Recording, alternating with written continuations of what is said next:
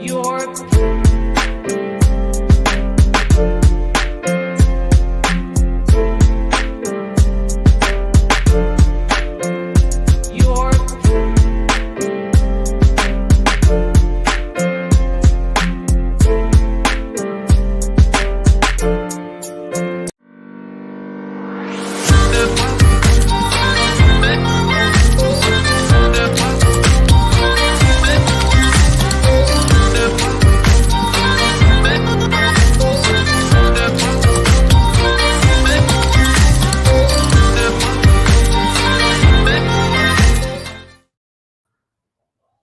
All right, ladies and gentlemen, thanks for tuning into the Sports Card Therapist, where I give you a behind-the-scenes look at my hobby hustle and sprinkling some self-care and wellness on top of that. I'm Rob Gerard, your Sports Card Therapist, and whether if you're listening on iTunes, Spotify, or watching on YouTube, welcome to the podcast.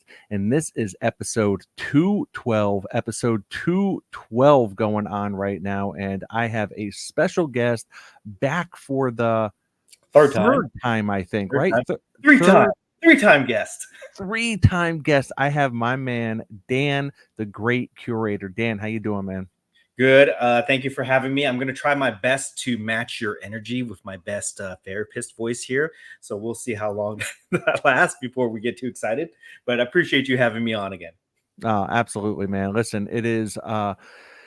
I'll tell you, it's always a great conversation anytime I talk to you, whether if it's on the air, off the air, and so I heard you give a shout out. You were talking to your kids beforehand, and I heard you mention Paw Patrol before we went live, and I said, "Did you just say Paw Patrol?" Because my daughter is obsessed with the Paw Patrol. I know every parent knows the same cartoons: Paw Patrol, Coco Melon, some dude named Blimpy. No, Bluey, and and Peppa Pig. Can't forget Peppa Pig. Oh man, you're slacking, man. Dan is slacking over there. So it's Peppa Pig, not Pepper Pig, Peppa. So I've had my fair share of Peppa even today for sure. So how long until you start pumping Paw Patrol cards?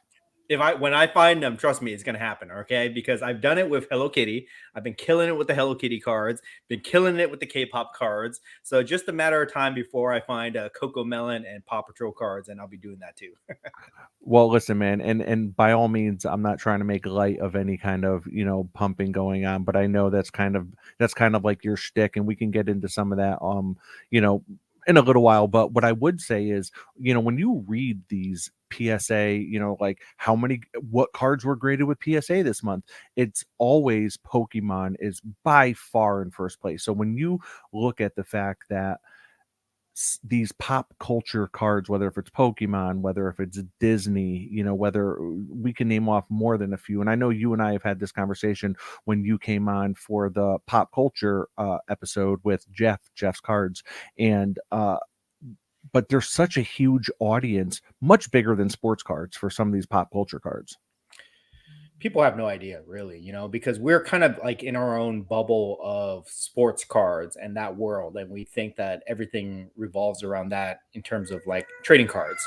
But just like you mentioned, like the Pokemon community is even bigger than the sports card community, I would argue. And then there's all these other emerging communities. Like right now, Disney Lorcana is like red hot.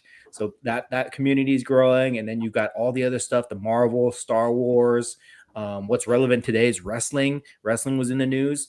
So all these other non-traditional sports or entertainment categories are popping up and people don't even realize it. But if they just kind of like look outside that, they will see that these are huge communities, just as passionate as sports card collectors, and lots of opportunities there too. Yeah. So in the field of therapy and in the field of counseling, right, there's a technique that sometimes you use with clients, and it's called developing discrepancies. So what developing discrepancies is basically what that sounds like when someone's saying one thing in one sentence, but then saying something else a couple minutes later, you kind of in a very, very kind way, you bring that to them and say, well, on this hand, you're saying this, but you're also saying this. So what I want to say, Dan, to you is, in one of your last episodes with Merlin, We call him Yeah, Merlin, yep. So, and shout out to Merlin. So, in one of your last episodes at Merlin, you had said that you were really out of the flipping game, and really you've kind of found yourself collecting these niche things. But then on the other hand, I hear you talking about what's hot now, what was hot yesterday, what might be hot tomorrow. So, are you flipping? Are you collecting? Like, kind of like, where are you at right now? I kind of do everything. For me, the way that I participate in the hobby is I buy, sell, and trade. And I go to card shows, I set up as a vendor, and I do my other stuff. I collect, make content. So I kind of do everything, right? But I wouldn't say that I am a traditional flipper that you would see like Roth cards, for example, where I go to shows and I'm flipping cards and I hold on to cards for a short period of time. I'm not like that at all. I've kind of evolved into this kind of a weird hybrid where I'm a collector of rare things, but I set up at card shows. And the inventory changes just by the fact that I'm at card shows and I buy and sell there. So I'm kind of like a hybrid of everything. And I try to give that perspective to people because I think a lot of people, some people confuse me as a flipper. Like I just buy and sell, I do this full time and everything like that. That's not it. I don't do this full time, and I'm not a full time flipper. But I do move in and out of cards as the opportunity arises, and I'm constantly buying new stuff and constantly picking up and trading and changing out of things. But I wouldn't classify myself as one or the other. All right. And real quick, I know that you have your kids there, so if and I know your daughter's been poking in and out. So if you have to just step Yeah, away from the screen sure. or from the mic, listen, I will carry the mic. Don't worry about it. Step away. If people are listening on podcast, they'll never even know you stepped away. So don't sweat that at all. Um, Appreciate that. yeah. So I'm curious, and this is a serious question here, but is there a difference between Dan and the Great Curator?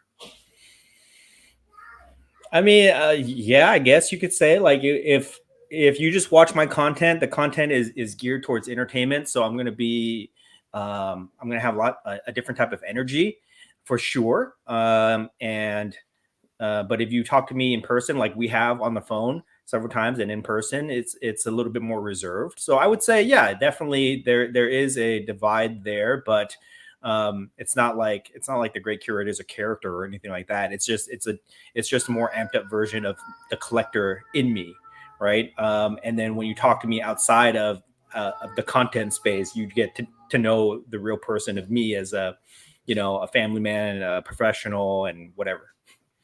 Yeah, and I'm curious, like, because it does feel like the great at times over the last 6 months or so, it almost feels like the Great Curator has left the building and Dan has entered. I mean, I don't know. Why do you, can I ask you, like, why do you say that? Well, I mean, I feel like there was a hornet's nest around you a year ago, and I feel like that hornet's nest may not be there now. I would agree with that. I if I can just go back to the beginning, I would say that when I first started making content, I was very professional, and that didn't feel like me at all. And I've loosened up since then to where you see me now. This is more of my personality, where I joke around and I have fun. But yeah, you're right. There was a period of time last year where it seemed like I was, everybody was like talking about me in a negative way, and I do think that that has calmed down a little bit. I have my theories on why that has happened, but yeah, but it nothing has really changed in terms of what I do. If anything, I'm like more amped up than I was like a year ago in terms of my content. Any regrets over the last year with, like, maybe a piece of content you might have put out, or maybe something that you said, or something that, like, you partook in, anything like that? No regrets, and I think I know what you're kind of getting at when people were like attacking me for that content I made with DApps, even though that wasn't even my content. I was just part of that. But no, I have no regrets in terms of content that I make. No regrets. In terms of like cards that I bought in the hobby, yes, I do have regrets, and we can definitely talk about that. And I think you might be surprised with those answers. But the content, no, because in in the in the topic that we're talking about right now, where people were criticizing me, those type of people that were criticizing me, I think they had an agenda of their own, meaning that they were trying to raise their own platforms by attacking me in particular for that. And they continue to do that to a certain point. And I think that if they have stopped, I don't really pay attention to it, but if they have stopped, it's probably because it just didn't get them clicks anymore.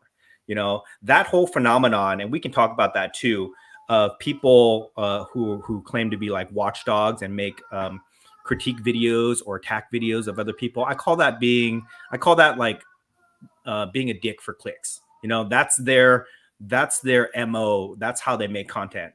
People like you, me, we make content to entertain people, and we try to do that by making them laugh or inspire them or educate them. And then there's these other people that try to make content that entertain people, but in a negative way, where they just want to create false grievances in their heads, and it's salacious content. And that type of content is much easier to make, to be honest, than positive content. It's very hard to make entertaining videos where you make people laugh versus making videos where you can rile people up. And I think that was why I was a target, because I was an easy target at that time. I'm in the sports car community, but I collect different things, and I'm a very vocal, advocate for that kind of stuff. So it was very easy to target me. And I think that after coming at me for several months, they probably just got tired of it, and then they moved on to their next target because they wasn't getting as many views. But that's what I think was really happening, because all those people that attacked me, really, I have no personal interactions with them at all. Sorry, my daughter's screaming. No, I have no personal interactions with them at all. So really, it was just for the clicks. oh, yeah, and I think I I'm somewhere in the middle. So if you're on one side and then the other people are on the other, I think I'm somewhere in the middle because I think that, and I don't consume much of the Watchdog content by any means. But I do know that to an extent they serve a purpose, but I don't. I don't co-sign everything that they do. Like I don't like any of the salacious stuff, like to use your term.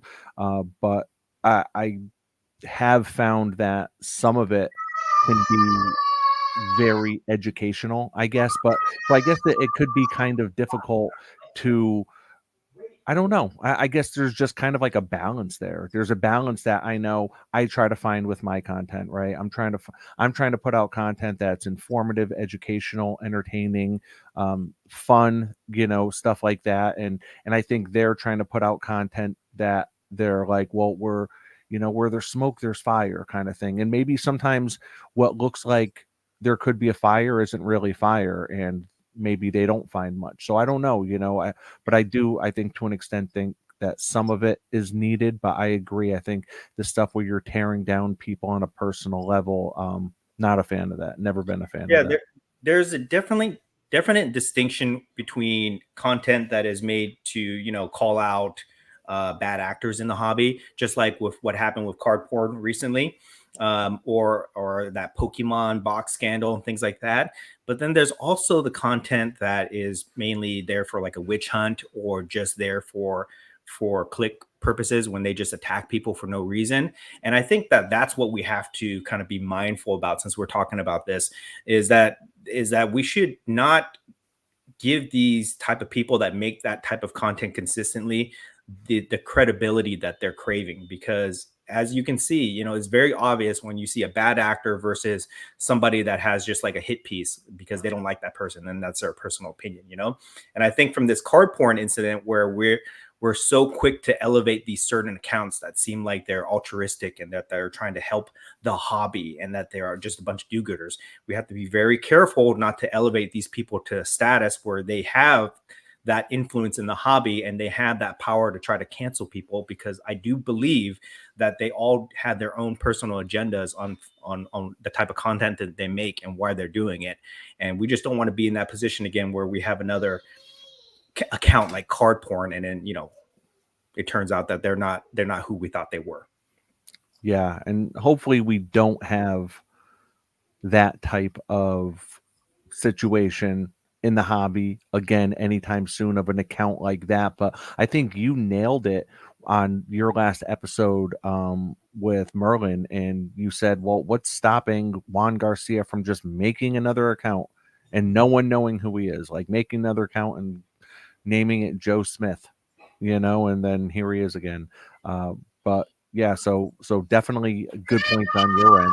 Um, so you had mentioned, I heard you discuss how when you went to the last Dallas show, it felt different. It didn't feel as live. It didn't feel as vibrant. It didn't feel as, you know, I'll let you say it, but do you think that the hobby is experiencing some sort of burnout period, or is it really just the off season? Is it just the fall holidays coming up?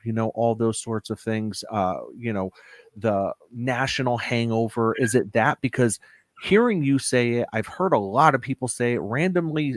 I came across someone's post yesterday and they had said it like, man, I don't know what it is, but I can't find any cards. Like, I can't find any. No one wants to make a deal. It seems like, so is the hobby experiencing a burnout period off season? What do you think?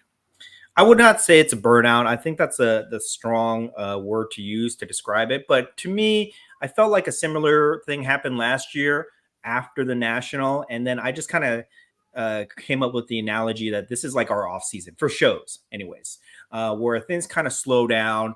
Whenever football season starts, especially for card shows in Dallas, you see less people there. Less people there on Fridays, less people there on Sundays. That's just what it is. People's attention is divided. And then once we go into the holidays, Halloween, Thanksgiving, Christmas, New Year's, again, their attention is divided. Their what do you call it?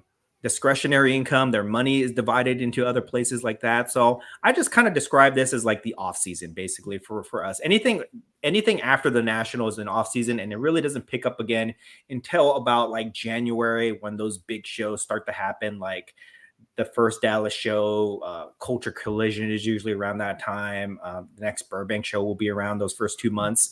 That's when it starts to pick up, and then we ramp up, building up to the national. And then after the national, we have the hangover for about a month, and then we kind of slowly just kind of do these other things. So that's how I kind of describe it right now. So I wouldn't say it's a burnout, because that would kind of characterize a hobby in a way that saying that things are not going to be good anymore. But I just think that it's a slower season. People are doing different things, and that's what's happening.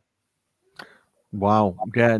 So my good buddy Ken, who has the Sports Card Lessons podcast, he was set up in New Jersey the same weekend as the Dallas show, and this was put on by Laz, who's one of the best promoters on the East Coast. This guy always puts on great shows, and he said that there were a lot of people at this Laz show, but there wasn't much money moving around at all. And he said that all the other vendors that he talked to felt the same way. And the overall consensus was, well, Dallas is this weekend. All the money must be in Dallas. And that was like the quote of the weekend was, all the money must be in Dallas because no one's spending here. And then to hear your takeaway from Dallas that it was slow, it's, yeah, I mean, it being the off season, I guess if you're, when you collect sports cards, say, everyone talks about like playing the cycles, right? Like you buy in the off season, you sell right before or during the season. So if if this is the off season for shows, are there plays to be made? What do you think? For sure, like just like every other sport, people usually buy in the off season, and then they start selling as the seasons approach, as the season starts. So football season is already underway, so you're going to see plays being made there. We're almost in the playoff season for baseball, so you're going to see plays there. But then basketball season's right around the corner, right? So you're going to see plays there. So there's always activity like that. But I just think like with these shows, the way that I look at it is that the shows, no matter where they are, they're supported by the local people that can drive there. Those people are the ones that are spending money. The big money is spent by the people that travel to these shows. And you see those people those are usually the content creators or the big time buyers. You usually see them at all the shows. So of course, if you have a show in what did you say it was, like New Jersey? Yeah, New Jersey, which is a huge spot for sports card shows. Okay, versus a very established show like Dallas. Yes, Yeah. there's gonna be some divided attention there again. So you're definitely gonna notice that. But that's what I kind of think. I just think that people's attentions are a little bit divided right now. I don't think it's burnout or fatigue or anything like that. It's just what I call the off season where things get a little bit slower because this happened last year too. So I just I wouldn't panic or anything like that if people are wondering about that. Yeah. Yeah. So let me ask you, you got back in the hobby a few years ago, right? So Right. talk to me about what your collecting looks like from a few years ago. A few years ago, how has it changed to what it looks like today? What's the kind of stuff that you're collecting today? Oh, it's changed like 180% basically, in terms of what I started out with. So when I first came back into the hobby, 2020, late 2020, I was following what everybody else was doing because I was re-educating myself about the current market and how things had changed. I collected in the 90s just like everybody else, and I came back to find that things had completely changed. So the type of content that I was consuming at that time was guiding me to how I was collecting. And that at that time, it was mostly like Jeff Wilson, sports card investor, and similar podcasts like that. So I was buying and Which is flipping. the entryway for a lot of people, Yes. and that's why he Yeah. gets so much flack because there's so much weight carried in what he says, right? So if Yeah. he's the entry point for the hobby, like for many, right? I mean, you're saying that he basically was for you. He was one of the first voices that you Right. gravitated toward. When I came back, he was definitely the loudest voice that I heard. Mhm. And I think he's a great ambassador for the hobby because his content has evolved a lot. I don't think people give him credit for that. Of course, when he first came out, he was like, "These are the best cards to buy." They're going up and down, or whatever. But his content has definitely evolved into more of like educational, entry level education, and then he seems to be like a like breaking news type guy now, where he talks about all the new developments and things like that. So I'm definitely a fan of his stuff. But in the beginning, that's what I kind of consumed, and that was leading me into buying like modern sports cards at that time, or sports cards from the 90s. Definitely no vintage, all right, but only sports cards. And I did that for a while, and I played that game, and I learned some very expensive lessons from playing that game. And then eventually, I just kind of shifted my buying habits into things that I had more interest in. I'm a sports fan, but I would say I'm a casual sports fan. I'm not diehard or anything like that. And I'm more of a nerd, pop culture nerd than anything. You know this, right? So over the last 2 years or so, I have definitely shifted my attention to things that interest me more, such as like comic books, toys, movies, entertainment properties, things like that. And I slowly made the transition where I was like selling off sports cards, buying pop culture cards to the point where it got to be like 20% pop culture, 80% sports, to 50-50, to now it's like 10% sports, 90% pop culture stuff. And basically I just applied my knowledge that I learned from the sports card side to the pop culture side. And I adjusted it a little bit, where when I first started, I was mainly a flipper. And then I turned into kind of like more of an investor, to now I'm more of a collector slash investor. And I'm buying things that not only I think that I can make money on, but that have meaning to me, that resonate with me, where I'm okay holding on to it if I can't sell it for a profit immediately. You know what I mean? So that's kind of how I've evolved to the point where I am today. So memorabilia, pop culture cards. So do you own any sports cards at this point? Oh yeah, I mean, I could reach right here. Look, I'll do it for you, just for you, within arm's reach. I got my '86 Flair Jordan here, BJS Love it. 9. So I do have that. I have some vintage cards, but it's about 10%, about 10% of my inventory.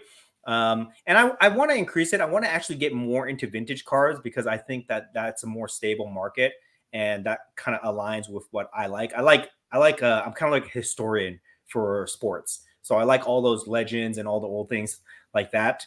But for modern sports cards, I'm definitely not buying any modern sports cards. It's too crazy of a market, and I got burned too many times doing that kind of stuff. And the only modern cards I really buy now are modern pop culture cards because I just love them so much. Is there for a little.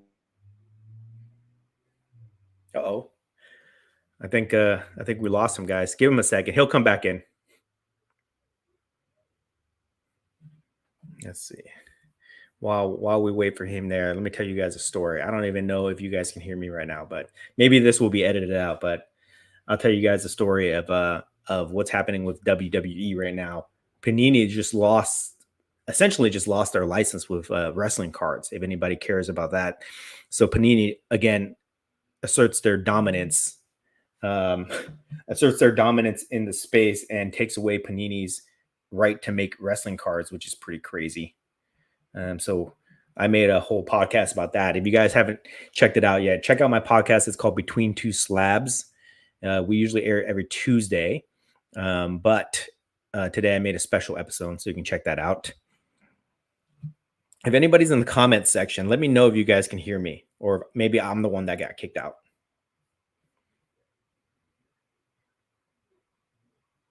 Oh, here he is. He's back. Let's go. He's back. He's back, guys. I had to hold it down there for a second. I don't know what you did. Oh, look at the shine on those Eli's because my camera switched. I don't know what you did to hack my. We got hacked, guys. All right, yeah. So I don't know what you did to hack my my feed, but you did something, that's for sure. No, I'm kidding. Thank you very much. I appreciate you taking over for comments. I don't know what I tell you what, this hasn't happened in like a year, but this did happen to me before where all of a sudden I got an alert on my laptop that said your mic and camera have both been disconnected. It's Juan Garcia. He heard us. He's obviously an avid listener, and he heard us talking about him. So he's obviously an avid listener. Yes. So he's in the comment section right now. I know who he is. One of you guys in there.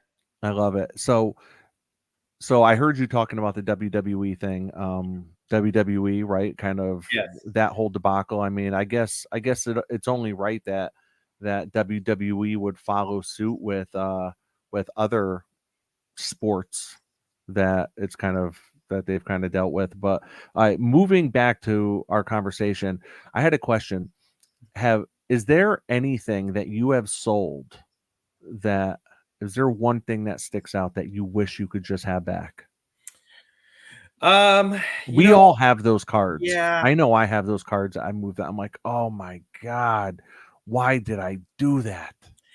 I try not to look back on my sales because for me, the most rewarding part of being involved in the hobby right now is the action part, just doing deals and buying, trading, and selling cards. So I love that part the most. But I will say that I did give up this Star Wars Superfractor of Darth Vader that was done by very famous comic book artist Jack Kirby. I gave that up as part of a deal for a card for to sell it basically, and I do regret that one. I do wish I could get that one back. I also famously sold this Roman Reigns Superfractor card in that same deal for a huge profit, but I do miss that card very much. So those are the ones that I kind of still think about. But really, most of the cards that I transact, I mean, I don't even think about it too much, except for those two. They kind of like, they're always in the back of my head, like maybe I shouldn't have done that. And at some point, maybe I have to try to buy those cards back. Wow. Yeah. Yeah. I tell you, I moved a 33 Gaudy Babe Ruth last year, and I sold it to Mike from MC Sports Cards. We came to this huge show I was set up at, and he's a great guy. We've done a bunch of deals together, and I moved that, and then I knew who bought it from him, and he had it. Then I found out he was putting it up for auction because he was looking to get into a massive card. And long story short, did it go for more than you sold it for? Yeah, it did. Yeah. But I mean, that's fine. That kind of stuff doesn't bother me because I always like knowing, like, if I moved it, and someone was able to make any money on it, I'm totally fine with that, and I know that you have talked before about how it seems like people that come up to your table when, especially when it comes to sports cards, of like a really popular saying that they like saying is, "Come on, I need some meat on the bone. Leave me some meat on the bone," Those right? guys are the worst. Those guys are the worst. The margin buyers. Ugh. But you know what though? Listen, I think they provide a service, right? Yeah. They provide a service that if you are looking, especially at a show, right? Especially at a show, because it's like I have this like theory that like if you're at a show and in total there's $10 million in the room, cash. In total, regardless of whether if it's cash and bank accounts, whatever, $10 million, that same amount of money is still going to all leave the room. It's just going to be in all these different people's kind of hands and pockets, right? So everyone kind of has their own, you know, their own motivation. So for all, if I have a Babe Ruth 33 Gaudi SGC2, okay, but I saw a 4, a few tables over, and I'm like, I'm going to make a freaking run at this. And then someone comes up to me and offers me 75% cash for my Babe Ruth. An offer is an offer. I'm never going to get offended at an offer, but also, and you could tell that I had listened to some of your stuff before us talking today, because one thing that came to mind, aside from that is, um totally just drew a mind blank right there, so forget Well, let me forget what I was going to let say. me step in there. Maybe you'll remember. But Yeah. yeah, I do agree that the hobby is a robust economy, and everybody has a part to play. There's breakers, there's show promoters, there's collectors, there's flippers, there's wax dealers and single dealers and all that kind of stuff. So everybody definitely has a part to play. And that episode that you were talking about, I just had not had to deal with those guys in a while, because since I shifted out of sports cards so much, that I don't really see a lot of those guys come by my table. I deal with, like, the customers and clients that I deal with are mostly collectors now, high end collectors. But because I recently picked up this Jordan here at the National, I had that in my case. And Jordan, I would argue this is the most liquid card in basketball ever. I've bought and sold many of these, and this is just like honey. Or like it's a big beacon of light in your showcase that attracts all the mosquitoes, to come by. And I had that in my showcase, and I had the guys come by and try to get it from me, because they can easily make a profit on it. And it just kind of reminded me about that type of crowd that I was not used to dealing with, since I transitioned into pop culture cards mainly. And the whole strategy thing about like knocking down your card to try to buy it from you. I think the term is like negging or something like that. That's like the slang term for it. But basically, they just like try to they point out all the wrong parts of the card to take it off your hands. Like they're doing you a favor. And sometimes, if you don't understand that strategy, it can really mess up your mind. Like it can really make you feel um, like you lose all the confidence in your card, and that you made a mistake, and then you want to give it away. You want to get rid of it or get out of it as soon as possible. And that was the experience that I had dealing with that. But I understand that that's just part of their strategy. That's part of their game, and you just got to deal with it. If you carry these type of cards, you got to deal with it. And you know what? That's the point that I forgot that I was trying to circle around to, was when someone is knocking down your card. Uh, you know, Ken, my buddy Ken, he said to people before, "Well, then if my card's so bad, why do you want it?" After listening to for 5 minutes. And the thing is, like, it does become like this mental warfare. It feels like sometimes with negotiations, right? They're knocking down your card, you're knocking them down, they're doing this, and it's like, listen, is this a hobby or are we playing Big Brother here? Because it Yeah. feels like just complete mental warfare sometimes. And I think that's why, at least on like Instagram, where when someone makes an easy deal with another dealer or another collector, and they say like, nothing better than always easy deals with so and so, or nothing like a two text deal to seal it with this person. So it's like, I think there's something to be said for people that are like, listen, man, that's an awesome card. Not like, oh, well, that's a sticker auto. It's kind of like this, and no one really wants that. No one wants LeBron in the Lakers. They want him in the Cavs. And, it's like, well, that's LeBron in a high school uniform. It's not even NBA. It's like, then why are you trying to talk me down on this card then? Why do you even want it then? Yeah, it's like it's so funny. It's a dance. It is definitely a dance, and I've made educational videos about how to deal with these type of people. And but you just have to understand that it is gamesmanship. It is a dance. It is a strategy that they use. And as long as you can understand that, then you can't let it really affect how you feel about your card. They have a certain margin that they have to make. You have whatever margin that you want to make on it, and as long as you guys stick to that, you'll be fine. But if you don't see it that way, it can really f with your mind, and it can really make you feel like you need to move out of that card. And if you do it, I guarantee you most of the time you will not feel good about that deal. You'll look back on it and you'll be like, why did I do that? Why did I let him talk me down like that? And blah blah blah. And I've done that too. I've been a victim of that myself early on. So I was reminded of that at the most recent show, and I thought it was an important point to bring up to let people know that you don't always have to fall for that stuff. Yeah. Yeah. And no, very well said. Very well said. And I think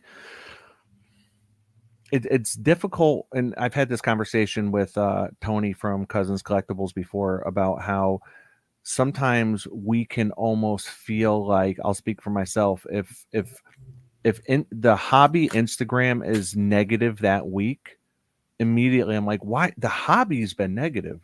Not social media's been negative. I'll throw an umbrella statement over it and say the hobby's been so negative. And it's like, well, probably only 10% of the hobby's on Instagram. So the hobby hasn't been negative. It's just what the content I've been consuming, or the things that have been on my timeline.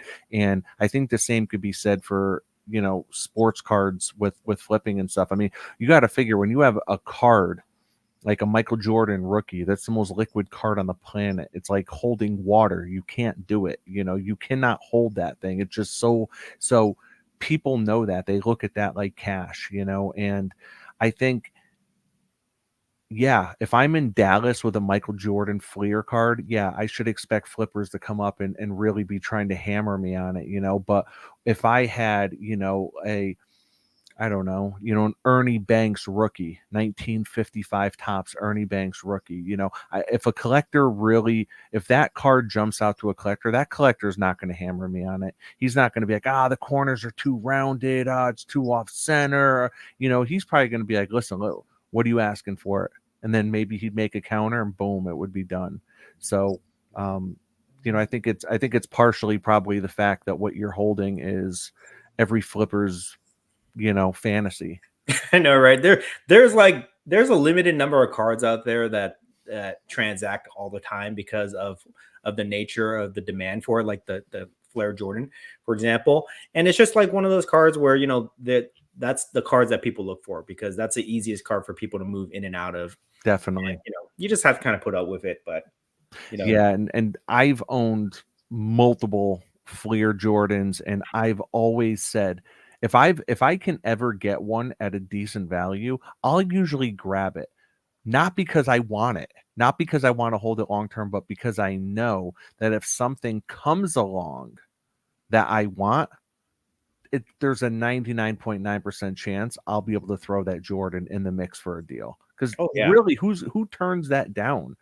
any grade too. Like you could have a whole showcase of these 86 Jordans at different grades and price points, and you could do very well for yourself, because it's literally the card that everybody wants for basketball. Yeah. Yeah, absolutely. So, all right, so we're coming up on 40 minutes here. We're going to be wrapping this up. Now it seems like, just to kind of, backtrack a little. It seems like now that the dust is kind of settled around the great curator, it does feel like the great curator has somewhat exited the building, and Dan has been here. Yeah, and it could just be from a view standpoint, it just could be from a spectator standpoint. But what what does Dan or the great curator or both have planned for, say, the next 6 to 12 months before the next national? What are you hoping to do? What's on your agenda? What direction are you going? Well, I kind of spoke to this on my podcast the other day where I was reflecting on the last couple months from the national. So I've done 3 shows starting from the national, going back the national Burbank Cards show and the most recent Dallas show. And I kind of see that like all my best inventory sold at the national. I killed it. Then I went to Burbank and I basically didn't sell anything because I had that was like my leftover inventory from the national. And then I went to Dallas to see if that was like kind of a one-off situation, but also I had very difficult time selling things at Dallas, so I had to kind of blow up my inventory, make some trades, and bring in some new things. So I think that what I'm going to do is spend the next kind of take the next couple months off in terms of shows and just kind of like chill out, relax a little bit. If I see some cool stuff pop up, I'll buy it on auction, but I'm not going to be going to shows. And then I'm gonna, and then we go into the holiday season, and I spend time with family and all that stuff. But I start ramping up my season in January, and that's when I'm gonna start picking up just more rare items. I mean, I think that that's the best way to, for me to kind of like make sure that my money is being spent well is by buying rare items that don't have price volatility. And if I can kind of share a story with you, I kind of alluded to it earlier. Some of the most expensive lessons I learned in the hobby, have been buying sports cards, buying the wrong sports cards. Okay. The most money I've lost in the hobby are on 2 cards: a 1996 Topps Kobe Bryant rookie card, PSA 9s, lost a ton of money on those. I thought that those things were going to be like always in demand and everybody was going to want them, but the pop counts just rose too high on that, and I lost like thousands of dollars on those. The And then Kobe market dropped like 90% at one point. crazy Yeah. because I live here in Southern California and Kobe is a god to us. But it's just there's too much of it out there. There's too many of his cards. And then the other card that I lost a lot of money on recently has been Ronaldo's rookie, the 2002 Mega Cracks rookie, which I kind of bought into the hype of the World Cup and everything like that, and got into a little bit of soccer. But I lost thousands of dollars on those cards too. And that would be like, when you look back on it, those should not be the kind of cards that you should be losing money on, like Ronaldo, Kobe rookies. It's not like I was QB prospecting or anything like that, but basically that kind of taught me that I need to be really smart with my buys in terms of avoiding cards that transact a lot. So that's why I've been buying a lot of rare one-of-ones or cards with pop counts or numbers under 10, just because that kind of insulates me a little bit and protects me against things that I can't control, which is like eBay sales and things like that. And I think I'm going to lean more into that going into next year, so I can kind of curate my collection for the next national. I'm buying more vintage cards. I do believe in that market a lot, so I'll be buying a lot more vintage. Do not stay away from vintage. Stay your dirty, grubby, pumping paws. I need a 33 Gaudi for sure. But I'm telling you, vintage. I'll just tell this to your listeners. Probably nobody will listen to this part, but vintage Disney. That's what I'm focusing on. I've got one right here. I can show you. Okay. This is a 1930s Mickey Mouse chocolate tier card.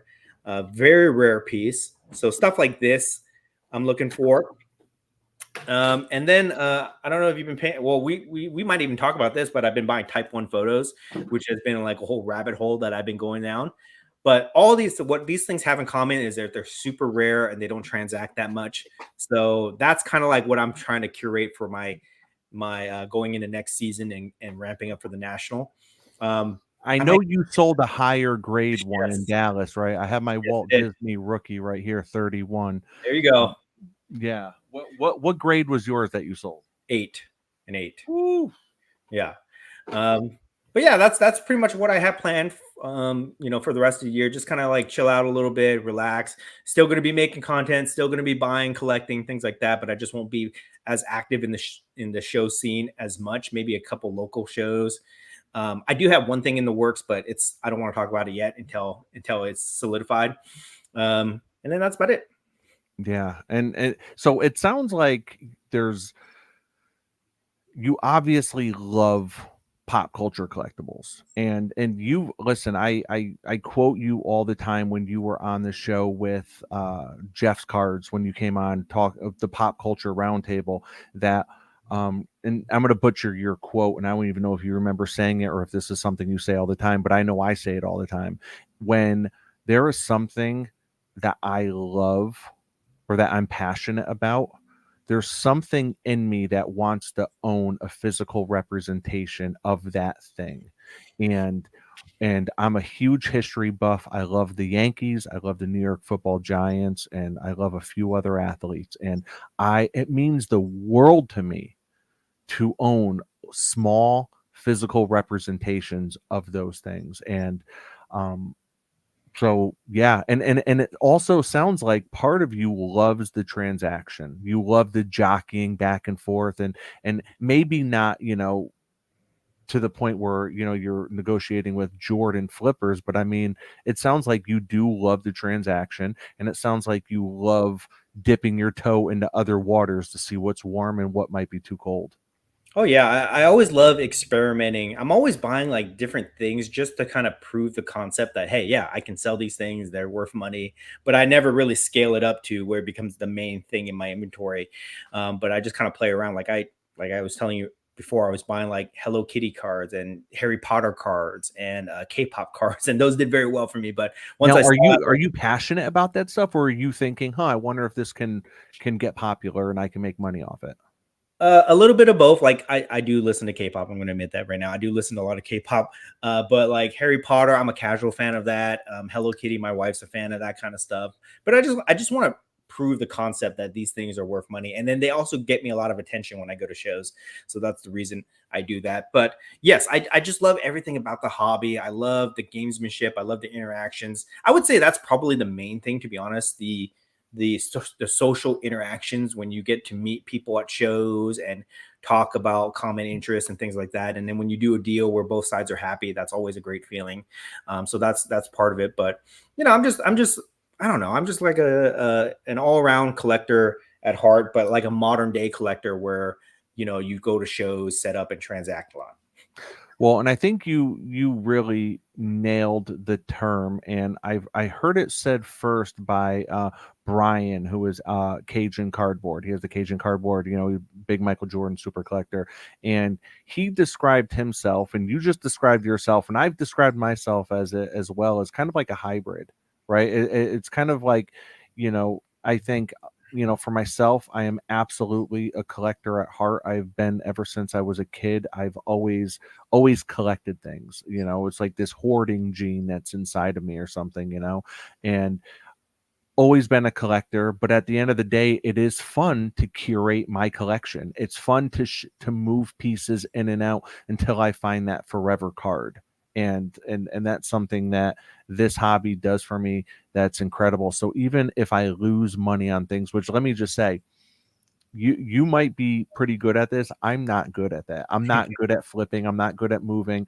I've definitely lost more money than I've, put out, but I look at that as the cost of collecting. You know what I mean? There's other things I could be spending my money on, that probably wouldn't be nearly as much fun as what I do with cardboard. So I look at that as the cost of being in the hobby. Now the cost is different for everyone, but yeah, just a Yeah, that's I 100% agree with that. Like before, it's very easy now to transact in the hobby because we have social media and everything like that. But before, like if you grew up collecting in the 90s like I did, it was just like you buy. You're just a consumer. You buy yeah.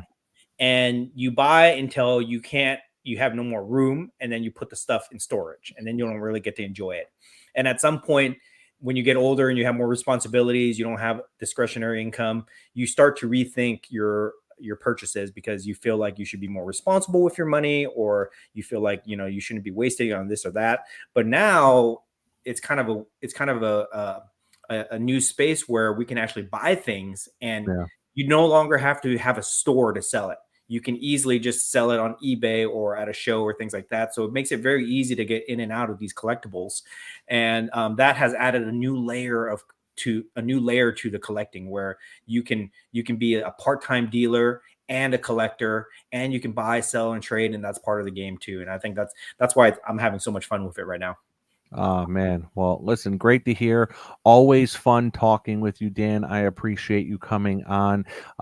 If Is there anything that you wanted to maybe say or touch on before we wrap up? Any final thoughts? I mean, I thought we might get a chance to talk about type ones for a little bit. I mean, I think that's very interesting.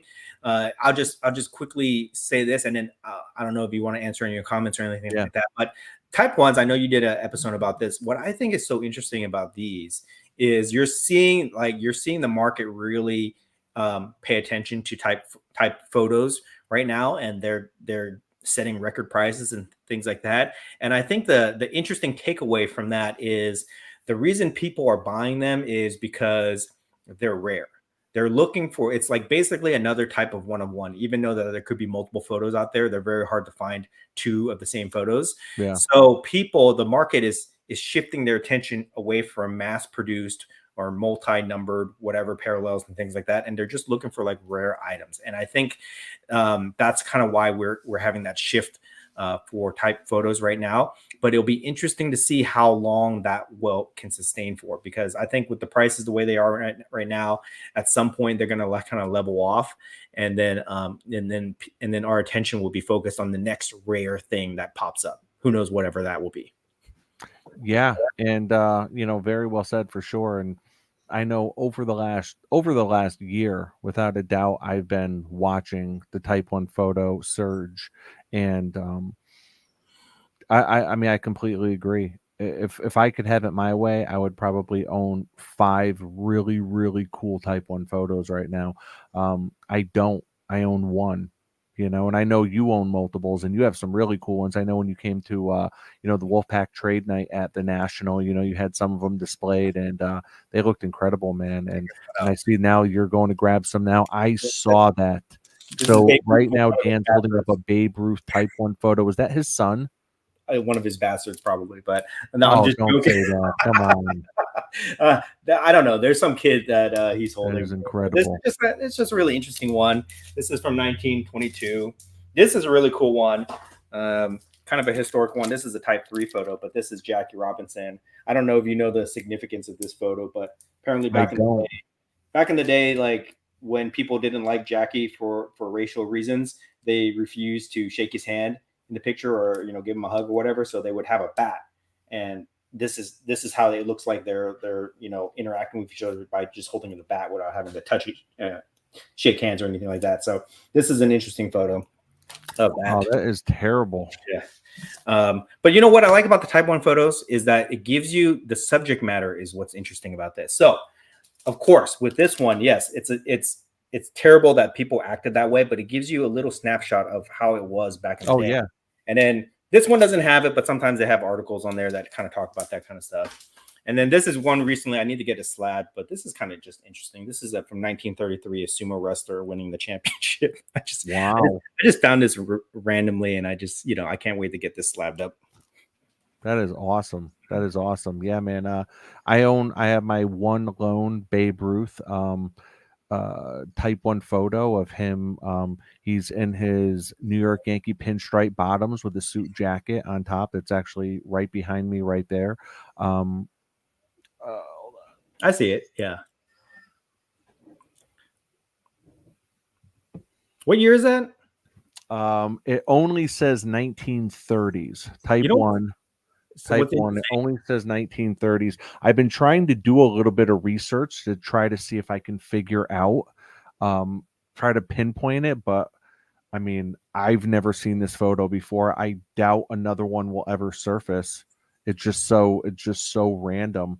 But yeah, it says 1930s. So, So you I, know, I watch all the auction sites, and I see a lot of Babe Ruth type photos out there.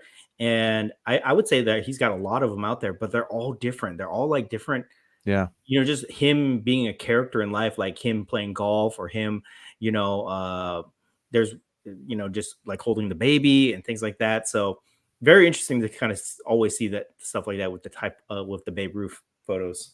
yeah, absolutely. And I know you are a Simpsons fan. I was looking at that. I was looking at a similar one on eBay for a long time. I need to get one of those for sure. Hold on. All right. Yeah, that's pretty awesome. What year? What year is that dated? 2007. Yeah, So this is dated 2007. that's so cool, dude.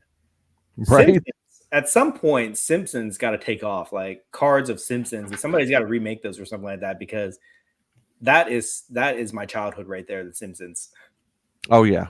No, definitely. And hopefully it doesn't take off too much. I got to be honest, like I really hope prices continue to go down on everything because since getting back in the hobby, what, 4 years now, since getting back, it's like I've either rediscovered stuff I loved or just now discovered so much stuff I realize that I love and I want.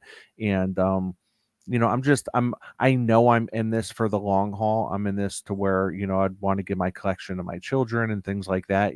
So I just want prices to continue to drop just so I could really buy up stuff that I feel passionate about. Mm. And a lot of times we don't know. I'll speak for myself. A lot of times I don't know how passionate I am about something until I've actually acquired it and I have it in my hands.